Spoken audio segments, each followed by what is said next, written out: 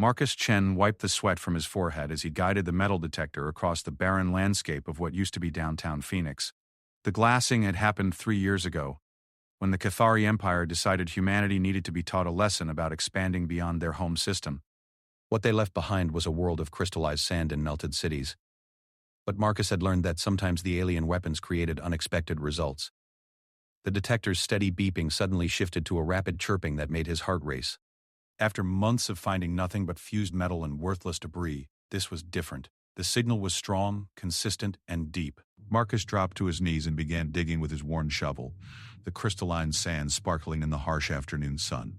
3 feet down, his shovel struck something that definitely wasn't rock or metal. It felt organic, almost soft, despite being buried under tons of superheated glass.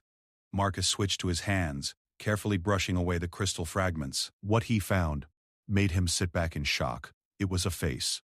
Not human, but close enough to be beautiful rather than terrifying. The skin was a pale blue-green color, like sea foam, and completely unmarked by the catastrophe that had buried her here. Her features were delicate, almost elfin, with high cheekbones and a narrow chin. Her eyes were closed, long dark lashes resting against her cheeks. Most striking were the markings along her temples, intricate patterns that looked like they'd been tattooed with silver ink, forming geometric designs that seemed to shift when he wasn't looking directly at them. Marcus had been a xenobiology student before the war. He knew alien physiology better than most survivors, and this girl looked nothing like any species in the galactic database. Her ears were slightly pointed, her bone structure was too fine for Cathari or Voltan, and those markings were unlike anything he'd ever seen in the academic texts. More importantly, she was breathing. The rise and fall of her chest was subtle but unmistakable. After 3 years in the crystallized wasteland, Marcus had found something impossible, a living alien who had somehow survived the glassing. His first instinct was to call it into the Human Resistance Command, but something held him back. The way she looked so peaceful, so vulnerable, made him hesitate. Marcus continued digging, revealing more of her body. She wore what looked like a form-fitting bodysuit made from some kind of material that seemed to absorb light rather than reflect it. The suit covered her from neck to toe, but he could see the outline of a slender, humanoid form beneath. No weapons, no obvious technology, nothing that screamed alien invader. As he worked to free her completely from the crystallized sand, Marcus noticed something else. The area around her body was different from the rest of the glass zone. Instead of the harsh, sharp-edged crystal formations that dominated the landscape, the sand here had formed smooth, rounded shapes. Almost like something had been protecting her from the worst effects of the alien weapon. It took him 2 hours to carefully excavate around her without causing any damage. When he finally lifted her from the improvised grave, he was surprised by how light she was. She couldn't weigh more than 90 pounds, despite being nearly as tall as his 5'8" frame. Her skin was warm to the touch, and he could feel a steady pulse at her wrist. Marcus carried her to his makeshift camp in what used to be a shopping mall. The building's concrete structure had partially survived the glassing, creating a shelter from the frequent sandstorms that plagued the wasteland. He'd set up a small living area with salvaged furniture and a water purification system that he'd jury-rigged from pre-war electronics. He laid her down on his cot and stepped back to really look at her. In the filtered light coming through the broken skylights, those silver markings on her temples seemed to pulse faintly, as if responding to some internal rhythm. Her hair was long and dark, with an almost liquid quality that made it seem like it was moving even when perfectly still. Marcus had survived the last 3 years by being cautious, but something about this girl made him want to trust her. Maybe it was the way she'd been buried like a victim rather than a conqueror, or maybe it was simply that he hadn't seen another living being in over 6 months. The loneliness of the wasteland had a way of making even the most paranoid person crave companionship. He set up a simple alarm system around the camp and settled down to wait. Whatever she was, wherever she'd come from, she was his responsibility now. The ethical implications of finding an unknown alien species were staggering, but Marcus pushed those thoughts aside. Right now, she was just someone who needed help. As evening fell and the temperature dropped, Marcus noticed that her breathing had become more regular, less of the deep unconscious rhythm he'd observed earlier. Her eyelids fluttered occasionally, and once he thought he saw her fingers twitch. She was waking up. Marcus positioned himself across the small room, where she could see him clearly but wouldn't feel immediately threatened. He'd placed a bottle of water and some of his precious food rations within her reach. Universal gestures of peaceful intent that he hoped would translate across species barriers. The moment her eyes opened, Marcus knew his life was about to change forever. Her eyes were unlike anything he'd ever seen. They were large and expressive, with irises that shifted between deep purple and bright silver depending on the angle of the light.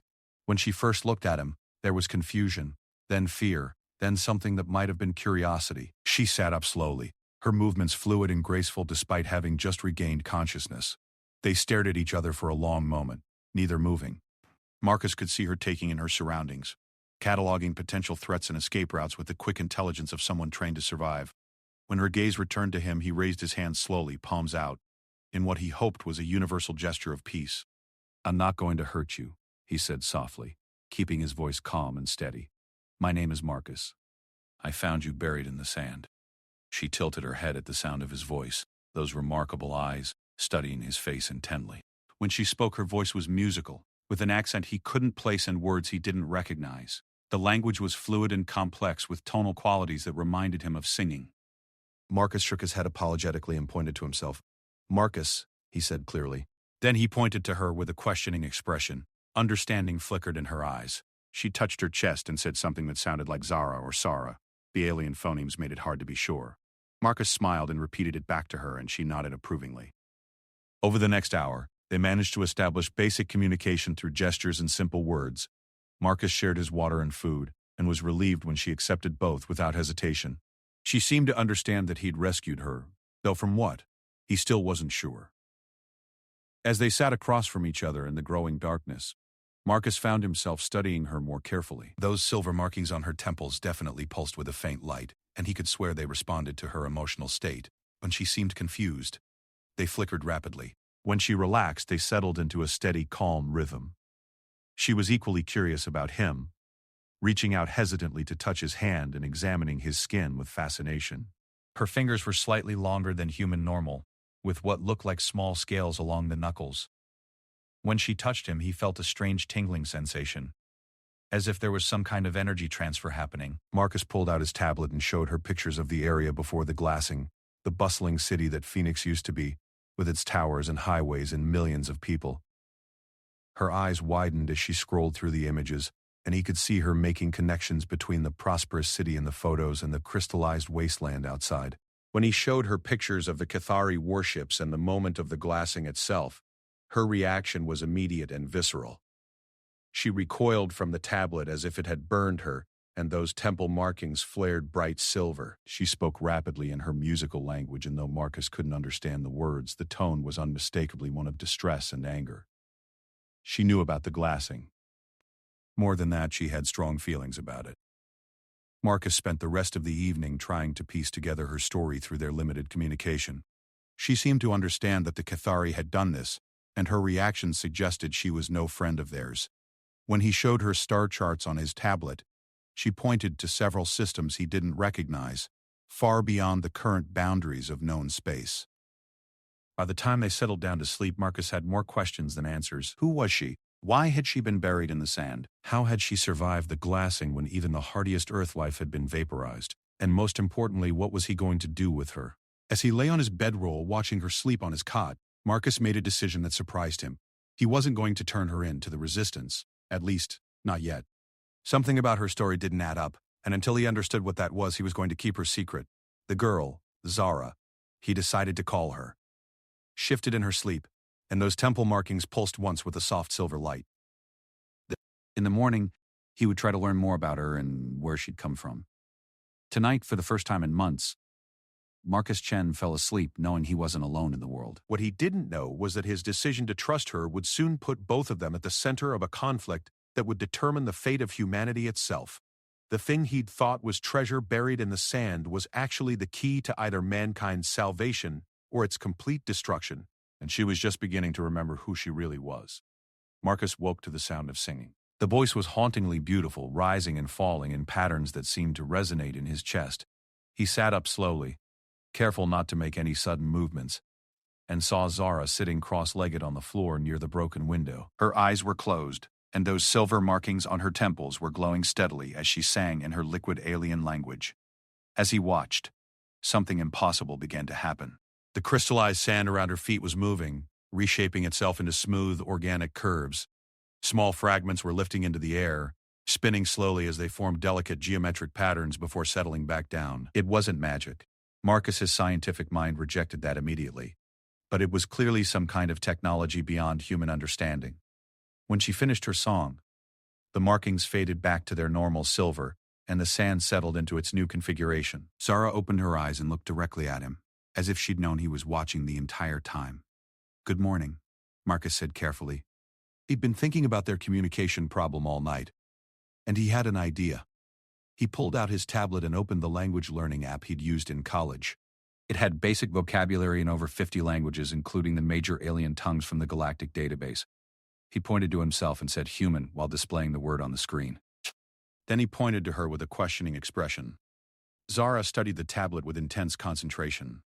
Her fingers traced the letters on the screen, and she spoke a word in her own language. The syllables were complex, almost musical, but Marcus could hear the distinct sounds. He typed phonetically what he thought he'd heard, and she nodded approvingly. They spent the morning working through basic concepts. Marcus quickly realized that Zara was incredibly intelligent. She grasped the connection between spoken and written language almost immediately, and her pronunciation of English words was nearly perfect after just a few attempts. By noon, she was constructing simple sentences. "Zara is not from here," she said carefully, her accent giving the familiar words an exotic quality. "Zara came from far place, very far."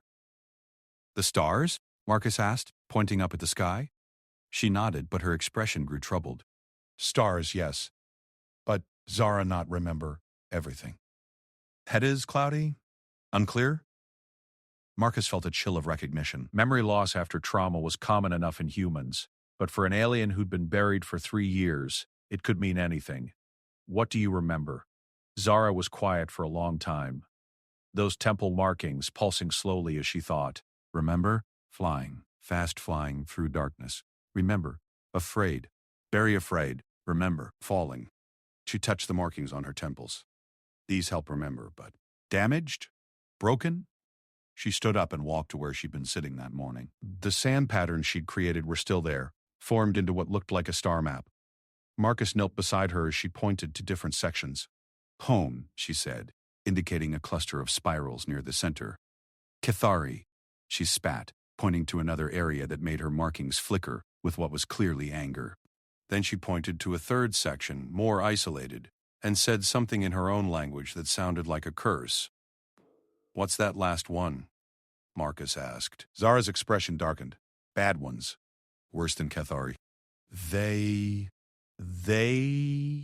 She struggled with the English words, then made a gesture that looked like something being ripped apart. "They take. They break. They make slaves." Marcus felt his blood run cold. If there was something out there that made the Cathari Empire look friendly by comparison, humanity was in even more trouble than they'd thought. "These bad ones, did they hurt you?" The question seemed to unlock something in her memory. Zara's eyes went wide, and her markings blazed with silver light. She staggered backward, speaking rapidly in her own language, her voice rising in what was clearly panic. Marcus moved toward her, hands raised peacefully. "Zara, it's okay. You're safe. Whatever happened, you're safe now." She looked at him with desperate eyes. "No safe." "Never safe. They come back. They always come back." The words came out in a rush, her accent thick with emotion. "They took everyone. Everyone. Made them into things that are not alive but not dead." Zara ran.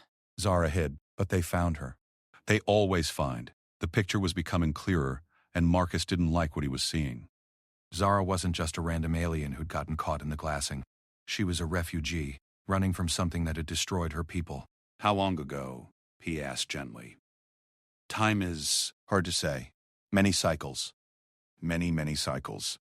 She sat down heavily, looking suddenly exhausted. "Zara came to warn. Came to tell humans about the harvesters.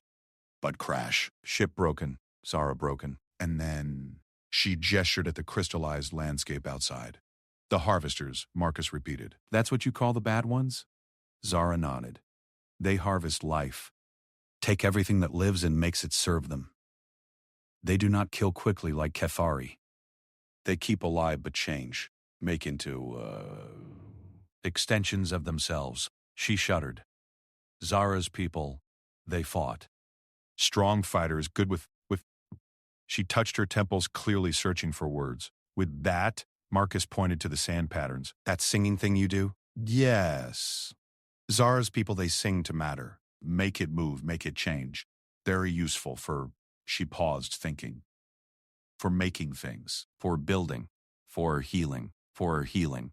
Her expression grew sad, but not enough for fighting harvesters. Marcus was starting to understand. Zara's people were some kind of technicians or engineers, using what appeared to be a form of matter manipulation through sound. It explained the sand patterns, the way the crystallized fragments had moved around her. But if they were pacifists or builders rather than warriors, they would have been helpless against a species dedicated to conquest. Your ship, he said. Is it nearby? Can it be repaired? Zara shook her head. Ship is scattered, pieces everywhere. And Zara cannot make new ship alone. Need others, need materials. 1,000. Need, she gestured helplessly, need everything that Zara does not have. Marcus spent the afternoon thinking about the implications. If Zara was telling the truth, then humanity was facing a threat that made the Cathari Empire look like a minor inconvenience.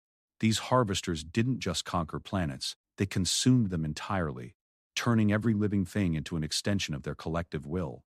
And they were apparently good enough at it to have wiped out a species that could manipulate matter with their voices.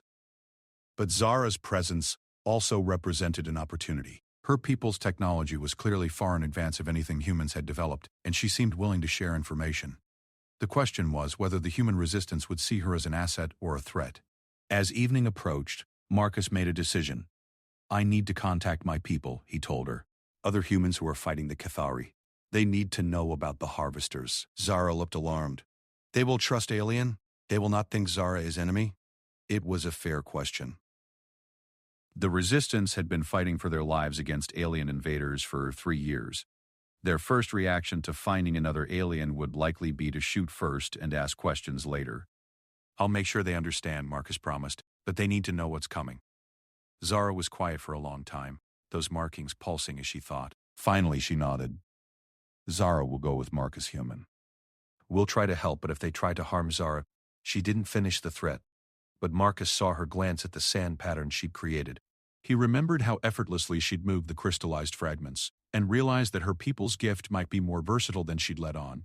A species that could manipulate matter at will would have ways to defend themselves. That night, as they prepared for the journey to the nearest resistance outpost, Marcus tried to wrap his head around everything that had changed.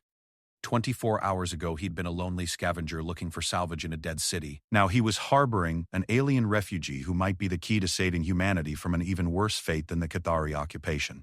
He watched Zara as she sang softly to herself, those temple markings providing a gentle silver glow in the darkness. She was beautiful, mysterious, and possibly the most dangerous being on the planet. But she was also the first real hope humanity had seen since the glassing. Zara, he said quietly. Tomorrow when we meet my people, try to remember that humans are very suspicious of aliens right now. Don't do anything that might seem threatening. She looked at him with those remarkable eyes. What if they threatened Zara first? Marcus considered that. The resistance fighters he knew were tough, paranoid, and had lost everything to alien weapons. They wouldn't hesitate to kill Zara if they thought she was a danger, regardless of any protection Marcus might try to offer. Then we'll deal with that when it happens, he said finally. But I promise you I won't let them hurt you without cause. Zara smiled, the first truly happy expression he'd seen from her. Marcus Human is good. Zara trusts Marcus Human. As they settled down to sleep, Marcus hoped he was making the right choice. In the morning, they would begin the 2-day journey to Outpost 7, where Commander Sarah Walsh led one of the most effective resistance cells in the Southwest. If anyone could see the strategic value of an alliance with Zara, it would be Walsh.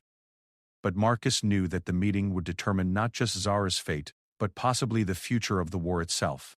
The girl he'd thought was treasure might actually be the most important discovery in human history. The question was whether his own species would be smart enough to recognize that before it was too late. Outside, the crystallized desert sang with the wind, and somewhere in the distance a Cathari patrol ship traced its path across the stars. The galaxy was full of threats, but for the first time since the glassing, Marcus Chen felt like humanity might actually have a chance to fight back. The journey to Outpost 7 took longer than Marcus had expected. They moved only at night, hiding during the day to avoid Cathari patrols, and Zara's presence complicated everything. She moved differently than a human, with a fluid grace that made her seem to float across the crystallized terrain, but she also glowed faintly in the darkness. Those temple markings provided enough light to read by, which meant they could be spotted from kilometers away if they weren't careful. On the second night they encountered their first real test. Marcus was leading them through a narrow canyon when he heard the distinctive whine of Cathari hoverbikes. He grabbed Zara's arm and pulled her against the canyon wall, pressing himself flat against the cool crystal surface. The sound was getting closer. At least 3 bikes, moving fast along the ridge above them. "Stay still," he whispered. "Don't let those markings." He stopped mid-sentence. Zara's temple markings weren't just dim. They had gone completely dark. In the faint starlight, he could barely see her at all. She'd somehow consciously suppressed the glow entirely. The hoverbikes passed overhead, their searchlights sweeping the canyon floor. Marcus held his breath as the beams swept past them, but the Cathari pilots saw nothing unusual. After a few tense minutes, the patrol moved on. "How did you do that?" Marcus asked when they were safely alone again. Zara touched her temples. Zara learned to hide. Had to learn when harvesters came. They see light, so Zara learned to be dark.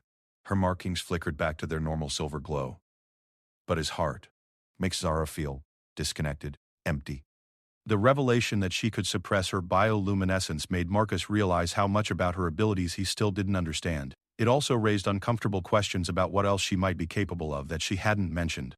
They reached Outpost 7 just before dawn on the third day. The base was built into an old subway station, heavily fortified and almost invisible from the surface. Marcus used his comm unit to signal the perimeter guards, and within minutes they were surrounded by heavily armed resistance fighters. Well, Chen," called out a familiar voice. "We thought you'd finally gotten yourself killed out there." Sergeant Jake Morrison emerged from the shadows, his assault rifle trained casually on Zara. "And you brought a friend." Marcus stepped protectively in front of Zara. "Jake, I need to see Commander Walsh immediately. This is important." Morrison's eyes never left Zara. "Important enough to bring an alien to our front door? You know the protocols, Chen. Non-humans get shot on sight." "This one's different," Marcus said firmly. "She's got information about a threat that makes the Cathari look like children playing with toys. Walsh needs to hear this." Zara remained perfectly still throughout the exchange, but Marcus could sense the tension in her body. Her markings were dim but visible, pulsing slowly in what he'd learned was her equivalent of controlled breathing. She understood enough English now to follow the conversation, and she knew her life was balanced on a knife's edge. Morrison studied them both for a long moment, then spoke into his comm unit. "Control, this is Morrison. I've got Chen at checkpoint 3 with a non-human contact. He says it's priority intelligence." The response was immediate. "Bring them in." Full escort, weapons hot. They were marched through the tunnels of Outpost 7, surrounded by 6 heavily armed fighters. Marcus had been here before, but seeing it through Zara's eyes made him aware of how desperate their situation really was. The walls were lined with salvaged weapons and jury-rigged equipment. Medical supplies were stacked next to explosives, and everything had the worn, makeshift quality of people making do with whatever they could find. Commander Sarah Walsh was waiting for them in the main briefing room. She was a small woman in her 50s, gray-haired and battle-scarred, with the kind of presence that made everyone in the room stand straighter when she entered. Her eyes were sharp and calculating as she studied Zara. "Sit," Walsh commanded, indicating chairs on the opposite side of the conference table. "Morrison, keep those weapons trained on our guest. Chen, you have 10 minutes to convince me not to have her shot. Start talking." Marcus had rehearsed this moment during their journey, but sitting in that underground bunker with a dozen gun barrels pointed at Zara made his prepared speech seem inadequate. He decided to go with a direct approach. "Commander... Her name is Zara. She's from a species called..." He looked at Zara, who supplied a musical word he couldn't pronounce. "Her people were wiped out by something called the Harvesters. She came here to warn us, but her ship crashed during the glassing." Walsh's expression didn't change. "And why exactly should we believe anything an alien tells us? For all we know, this could be some kind of Cathari trick." "Because the Cathari didn't need tricks to defeat us," Marcus replied. "They did it with brute force. If they wanted to infiltrate our operations, they'd just torture the information out of prisoners. This is something else entirely." Zara spoke for the first time since entering the room. "Commander Walshuman, Zara knows this is difficult. But please, listen to what Zara must tell you. The Harvesters, they come for Earth soon. Maybe cycles, maybe less. And when they come, they will not just conquer, they will consume everything." Her English had improved dramatically over the past few days, Marcus noted, but her accent and the careful way she chose her words made it clear she was still thinking in her native language. Walsh leaned back in her chair. Consume how? Zara's markings brightened as she concentrated. Harvesters do not kill quickly like Cathari. They take living beings and change them. Connect them to Harvester collective mind. Body stays alive, but person inside is gone. Becomes part of Harvester network. Like zombies? Asked Morrison. No, Zara said firmly. Worse than zombies. Zombies are dead things that move. Harvester, converts. They are alive but not themselves. They think, they remember, they feel. But they belong to Harvesters now. Cannot resist, cannot escape. The room fell silent as the implications sank in. Walsh's expression had shifted from skeptical to deeply troubled. How many of these Harvesters are there? Unknown, Zara admitted.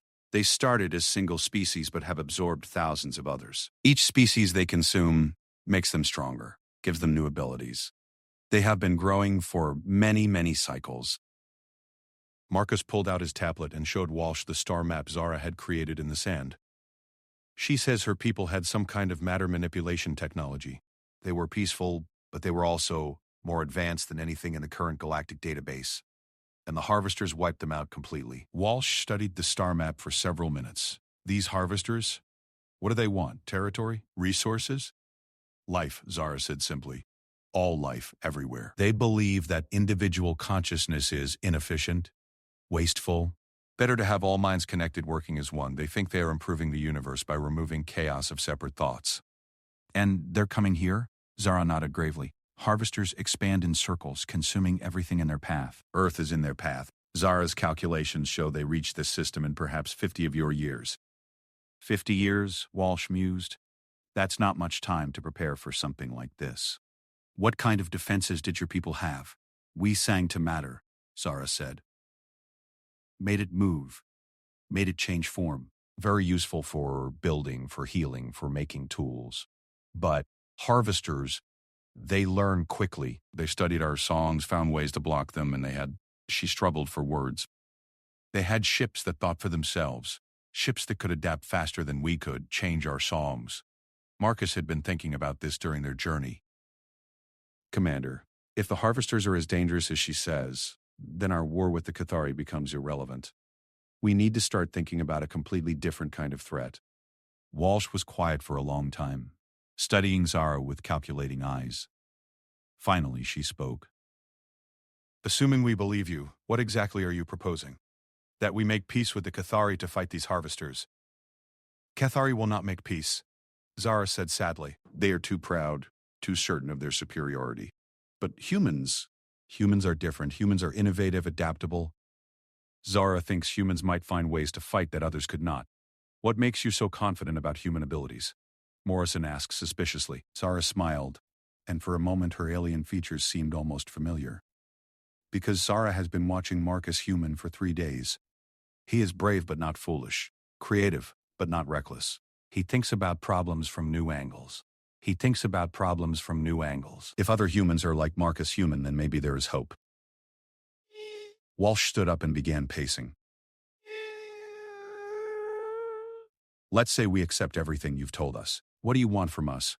Help Zara rebuild transmitter. Zara said immediately. Contact surviving ships of Zara's people. They are scattered hiding, but some still live. Together, we might find a way to fight Harvesters.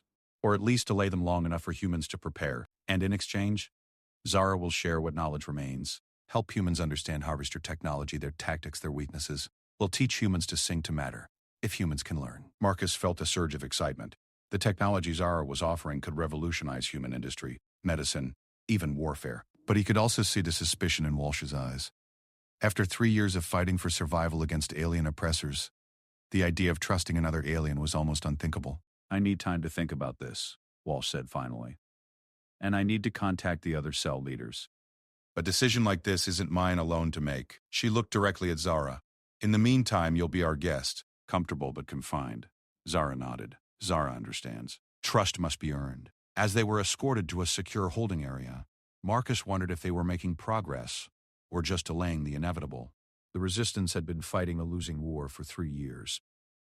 The offer of alien technology and allies should have been welcome, but he could see the doubt in every face they passed. That night, as he sat in the small quarters they'd been given, Marcus watched Zara practice her matter manipulation. She was working with a small piece of metal, singing softly as she reshaped it into increasingly complex forms. The silver markings on her temples pulsed in rhythm with her voice, and the metal flowed like liquid in her hands. "How long does it take to learn?" he asked. For Zara's people, we begin learning as children. It takes many cycles to master. But humans might learn differently. Human minds work differently than Zara's people. Might be faster, might be slower. We'll not know until we try. Marcus thought about the implications. If humans could learn to manipulate matter the way Zara did, it would change everything about their ability to fight back. They could reshape their weapons, their ships, their very environment to match any threat. But it would also make them more like the aliens they were fighting against. Zara, he said quietly. If the harvesters do come and if we can't stop them, what happens to humanity? She was quiet for a long time, the metal in her hands forming and reforming absently. If harvesters succeed, then humans, as Zara knows them, will cease to exist. Bodies will live, minds will function, but they will not be human anymore. They will be harvester. All thoughts, all dreams, all individual hopes will become part of collective consciousness. Is Is it painful? No, Zara said softly. That is what makes it so terrible. The converted ones, they are happy. They feel complete, purposeful, connected to something greater than themselves. They do not remember what they lost, because the harvesters take even the memory of individual consciousness. Marcus shivered despite the warmth of the underground chamber. Then we have to stop them. Zara looked at him with those remarkable eyes, and he saw something in them that might have been hope. Yes, Marcus, human. We have to try. Outside their quarters, guards moved with quiet efficiency, and the base hummed with the constant activity of people preparing for war. But for the first time since the glassing, Marcus felt like they might actually have a chance to fight for something more than just survival. They might be able to fight for the future of human consciousness itself. The question was whether the resistance would be wise enough to see the opportunity before it was too late. The debate over Zara's fate lasted 3 days and nearly split the resistance apart. Marcus could hear the arguments echoing through the ventilation shafts of Outpost 7 as cell leaders from across the continent participated in heated video conferences. Some wanted her executed immediately as a potential security threat. Others saw her as a valuable intelligence asset. A few, led by Commander Walsh, were beginning to consider her proposal for an alliance. The breakthrough came when Zara made an offer that changed everything. "Let me prove Zara's usefulness," she said during her second formal interview with the Resistance leadership. "Give Zara broken weapons, damaged equipment. Zara will repair them." Walsh leaned forward. "Our tech specialists have been trying to fix some of this equipment for months. What makes you think you can do better?" Zara's temple markings brightened. "Because Zara sings to matter itself. Can reshape metal, realign crystals, repair damage at molecular level. Human tools work on surface. Zara works deeper." To demonstrate, she asked for the most hopeless case they had, a plasma rifle that had been nearly melted in a Kethari attack. The weapon's power core was cracked. Its focusing assembly was warped, and the barrel had a hole blown through it. 3 different technicians had declared it beyond repair. Zara held the weapon gently in both hands and began to sing. It wasn't the same soft melody Marcus had heard her use before. This was something more complex, with harmonics that seemed to resonate in his bones. The silver markings on her temples blazed with light, and the broken rifle began to change. The metal flowed like liquid, filling the hole in the barrel and reshaping the warped components. The cracked power core sealed itself, and crystalline structures that had been shattered reformed into perfect alignment. Within 10 minutes, the weapon looked better than new. When Walsh tested it on the firing range, the plasma beam was more focused and more powerful than any rifle in their arsenal. "How?" Walsh asked, staring at the impossible repair. "Matter wants to be in harmony," Zara explained. "Human technology fights against natural patterns. Zara's people learn to work with matter's preferences instead of against them. Show it correct pattern, and it will reshape itself willingly." Word of the demonstration spread through the base like wildfire. Within hours, Marcus found engineers and technicians approaching Zara with equipment they'd given up on months or years ago. She worked tirelessly, singing each piece back to wholeness while answering a constant stream of technical questions. By the end of the week, Outpost 7 had the most effective arsenal of any resistance cell in North America. But the real game changer came when Dr. Elena Vasquez arrived from the main resistance research facility. Vasquez was a former MIT professor who had been working on reverse engineering captured Kethari technology. She was brilliant, methodical, and completely skeptical of anything that couldn't be explained by conventional physics. Marcus watched nervously as she subjected Zara to hours of questioning about the theoretical basis for matter manipulation. "Show me the quantum resonance patterns," Vasquez demanded. "Explain how you're generating the necessary field harmonics without massive power consumption." Zara tried to explain, but the concepts didn't translate well into human language. Finally, in frustration, she placed her hand on Vasquez's forehead. "Let Zara show you directly." Marcus started to object. Physical contact between humans and aliens was strictly forbidden, but Vasquez waved him off. "I need to understand this," she said grimly. The moment Zara's fingers touched her temples, Vasquez's eyes went wide. For several seconds, both women were perfectly still, silver light pulsing between them. Then Zara pulled away, and Vasquez staggered backward. Whoa. "My God," the scientist whispered.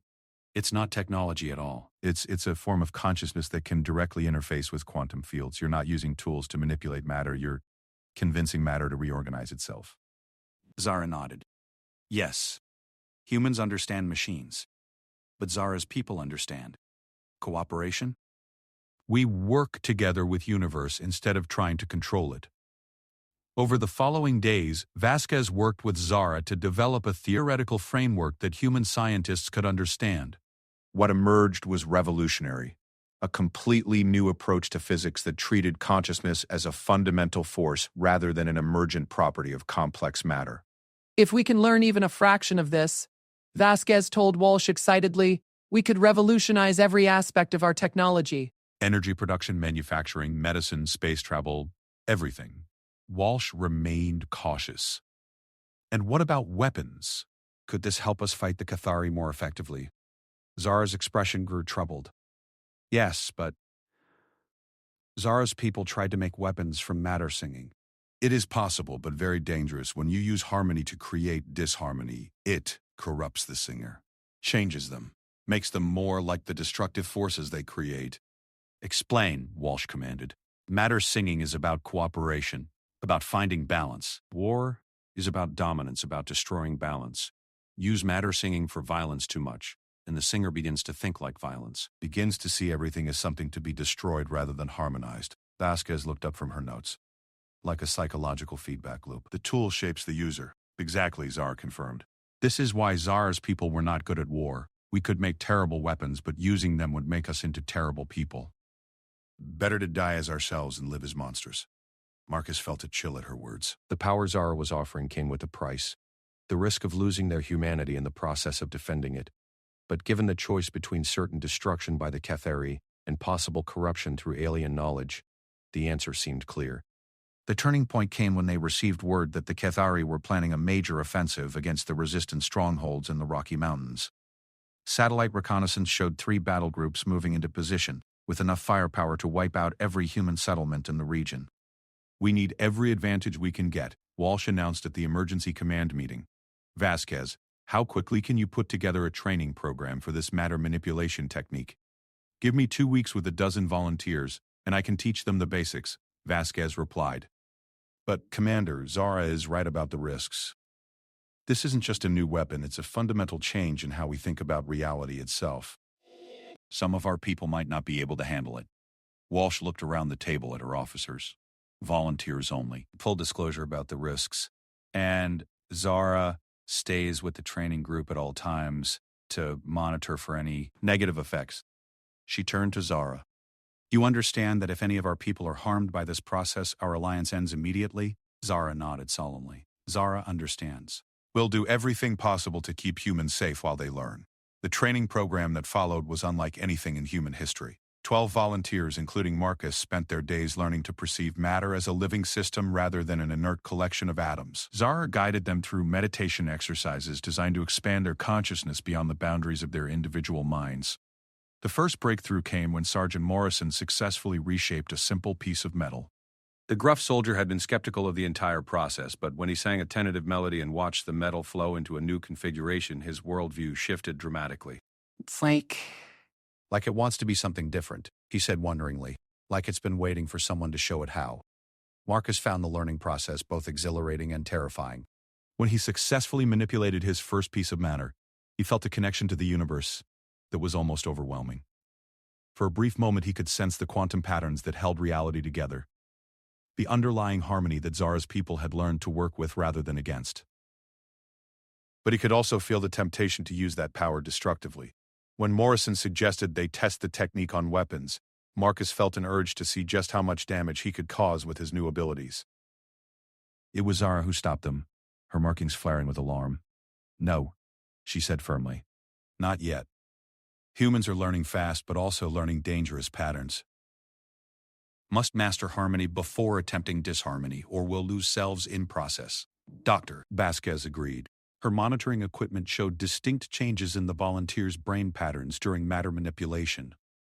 The more ambitious the reshaping attempt, the more their neural activity resembled aggressive rather than creative states.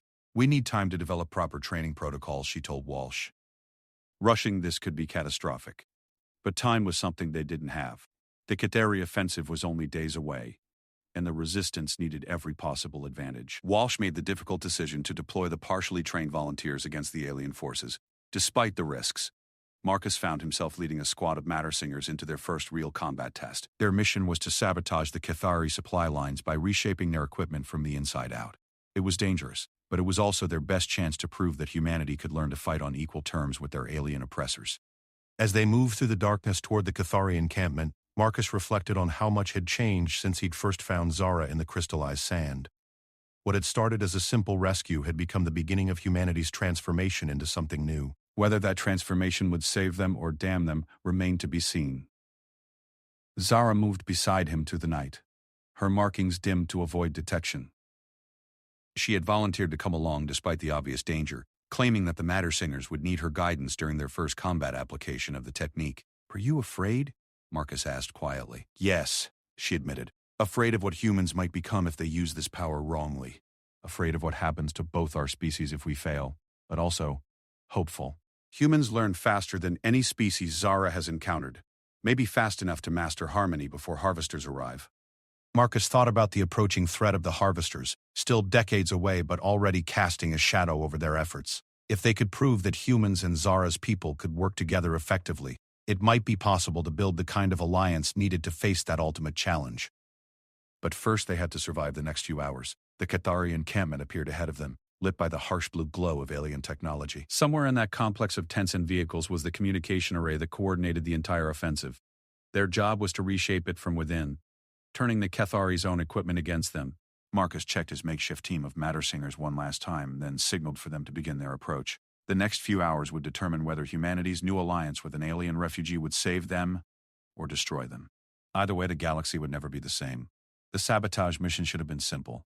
Marcus led his team of Matter Singers through the Cathari perimeter while Zara monitored their techniques, ready to intervene if anyone began showing signs of corruption from using the power destructively.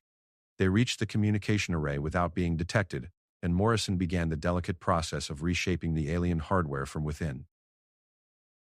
Everything went perfectly until the moment Morrison's melody touched the Cathari quantum core. The reaction was immediate and terrifying. Instead of simply disrupting the communication system, the core began to resonate with harmonics that no one had expected. Alarms screamed across the encampment as the entire array transformed, growing crystalline extensions that pulsed with malevolent energy. "Morrison, stop!" Marcus shouted, but it was too late. The sergeant was locked in a feedback loop with the alien technology, his matter-singing abilities spiraling out of control as the Cathari systems fought back. Zara moved faster than Marcus had ever seen her move. She reached Morrison just as his neural patterns began to shift towards something that was no longer entirely human. Her hands touched his temples, and her markings blazed with silver fire as she forced herself into the resonance loop. What happened next changed everything Marcus thought he knew about their alien ally. Instead of simply disrupting Morrison's connection to the Cathari systems, Zara somehow absorbed the entire quantum signature of the communication array. Information flooded through her in a torrent that made her markings flare so bright they could be seen from orbit. For several seconds, she was connected not just to the local systems, but to the entire Cathari military network, and that was when she screamed. It wasn't the melodious sound of her matter singing. It was a cry of pure horror and despair that seemed to tear reality itself. The crystalline gross on the communication array shattered. Morrison collapsed unconscious, and every piece of electronic equipment within a kilometer radius died simultaneously. Marcus caught Zara as she fell, her body convulsing with residual energy discharges. Her markings were cycling through colors he'd never seen before, deep purples and angry reds mixed with the familiar silver. When she finally looked at him, her eyes held a knowledge that seemed too terrible to bear. "We have to go," she whispered urgently. "Now." Before they realized what just happened. The retreat from the Cathari camp was a blur of confusion and terror. The entire alien force was in chaos, their command structure crippled by the loss of their communication grid. But Marcus barely noticed their success. All his attention was focused on Zara, who seemed to be fighting some kind of internal battle as they made their way back to the extraction point. It wasn't until they were safely back at Outpost 7 that she finally revealed what she had learned. "The Harvesters," she said, her voice hollow with despair. "They are not coming in 50 years. They are already here." The words hit the assembled resistance leadership like a physical blow. Commander Walsh leaned forward in her chair. "Explain." Zara's markings pulsed erratically as she accessed the stolen information. When Zara connected to Cathari Network saw their deep intelligence files, the Harvesters made contact with Cathari Empire 6 months ago. They offered deal. Cathari help locate and weaken potential resistance species, and Harvesters will allow Cathari to retain some autonomy when harvest begins. Doctor, Vasquez spoke up from her position at the monitoring station. "The glassing. It wasn't just conquest, it was preparation." Yes, Zara confirmed. Cathari orders were to reduce human population and industrial capacity, but leave enough specimens for harvester experiments. Earth was supposed to be demonstration world, show how efficiently harvesters could process an entire planet. Marcus felt sick. "How long do we have?" "Harvester advanced ships arrive in 3 months. Full fleet comes 6 months after that. By this time next year, if nothing changes, every human will be connected to Harvester collective consciousness." The silence that followed was deafening. Everything they had been fighting for, every small victory against the Cathari, had been meaningless. They weren't just losing a war for independence. They were about to lose their very humanity. But then Walsh did something that reminded Marcus why she had become a leader in the first place. Instead of despairing, she began asking practical questions. What did the Harvesters want from us specifically? Why not just wipe us out like they did your people? Zara's expression grew even more troubled. Humans are special. Your brains work differently from most species. Harvesters have difficulty connecting to human consciousness directly. Your individual thought patterns are too chaotic? They need to study you first, find ways to break down mental barriers. Our stubbornness is an advantage, Morrison asked. He had recovered from his ordeal, though his hair had turned completely white. Yes, but also danger, Zara replied. If harvesters cannot connect humans to collective easily, they will find other methods, worse methods. They will break human minds first, then rebuild them in patterns they can control. Marcus thought about the implications. What about your people's survivors? Are they still scattered out there? Some, yes, but they are hiding, afraid to use matter singing because harvesters learned to track the quantum resonances. They live like ghosts, unable to use the abilities that made them who they were. Doctor. Vasquez looked up from her data analysis. Zara, I need to ask you something directly. The way you absorbed that Qatari data stream, the power levels you displayed, that's not normal for your species. Is it? Zara was quiet for a long moment, her markings cycling through complex patterns. Finally, she spoke. No. Zara was different among her people. Enhanced. Modified. Modified. How? Walsh demanded. Zara's people, they tried to create individuals who could resist harvester conversion. Enhanced matter singers with stronger quantum coherence, more resilient consciousness patterns. Zara was one of 12 prototypes. And the others? Dead. Or worse, converted and used by harvesters to hunt remaining survivors. Marcus felt pieces clicking into place. That's why you survived the glassing. You weren't just buried, you were in some kind of protective state. Zara nodded. Emergency consciousness partition. Designed to preserve core identity even under extreme quantum disruption. But process is dangerous. Could have destroyed Zara entirely if conditions were not exactly right. How dangerous? Vasquez asked, her scientific curiosity overriding her caution. 10% survival rate in testing. Zara was lucky or unlucky, depending on perspective. The revelation changed everything about their situation. They weren't just harboring a refugee. They had discovered the prototype for a weapon designed specifically to resist the harvesters. But they also learned that the threat was far more immediate than anyone had realized. Over the next several days, as reports came in from other resistance cells, the scope of the crisis became clear. Strange energy signatures were being detected throughout the outer solar system. Ships of unknown design had been spotted near Jupiter's moons. And most disturbing of all, some human prisoners who had been rescued from Cathari facilities were showing signs of neural modification. "They're already experimenting on us," Dr. Vasquez reported grimly. Preliminary tests for conversion protocols. Marcus found Zara alone in their quarters one evening, staring at a holographic display of her people's homeworld. The city in the projection was beautiful, crystalline towers that seemed to grow organically from the landscape, with flowing architecture that suggested a civilization in perfect harmony with its environment. "Do you miss it?" he asked. "Every moment," she replied softly. But Zara cannot afford to grieve. Too much depends on what happens in next few months. Marcus sat beside her. "What aren't you telling us? I can see it in your eyes. There's something else." Zara's markings flickered with what he'd learned to recognize as uncertainty. "There is possibility. Very dangerous possibility. But if it works, could give humans what they need to fight harvesters. Tell me. Consciousness transfer." Not just matter singing, actual merging of human and Zara species neural patterns create hybrid minds that have human creativity and independence, but also quantum coherence resistance of Zara's people. The implications hit Marcus like a physical blow. You're talking about changing what it means to be human. Yes. And if process goes wrong, could destroy both human and partner consciousness entirely. Would be volunteer only and probably one-way transformation. Marcus thought about Morrison's white hair, the result of his brief contact with alien technology. What Zara was proposing would be far more invasive, far more permanent. How many volunteers would you need? To fight harvesters effectively? Hundreds. Maybe thousands. Enough to form core of resistance that cannot be converted, no matter what techniques harvesters develop. That night, Marcus lay awake thinking about the choice they faced. In 3 months, advanced harvester ships would arrive in the solar system. In 9 months, the main fleet would begin the systematic conversion of every human consciousness into components of an alien collective mind. The only hope was to create something that had never existed before, a hybrid species that combined human innovation with alien quantum coherence. It would mean the end of pure humanity, but it might also mean the survival of human consciousness in some form. When he finally fell asleep, Marcus dreamed of crystalline cities and singing planets, of minds connected across light years and thoughts that flowed like music through quantum foam. In his dreams, the hybrid consciousness that he and Zara might create was beautiful and terrible, offering power beyond imagination at the cost of everything they had ever been.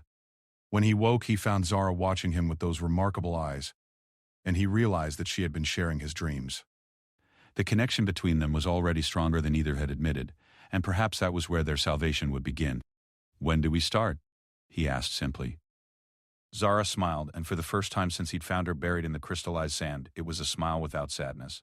"Today, if you are ready." Today, if you are ready.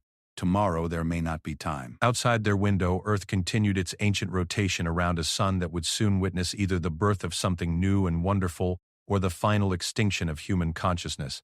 The choice belonged to them, and time was running out to make it. The girl Marcus had thought was treasure was about to become the key to humanity's transformation, or its doom. Either way, the galaxy would never be the same.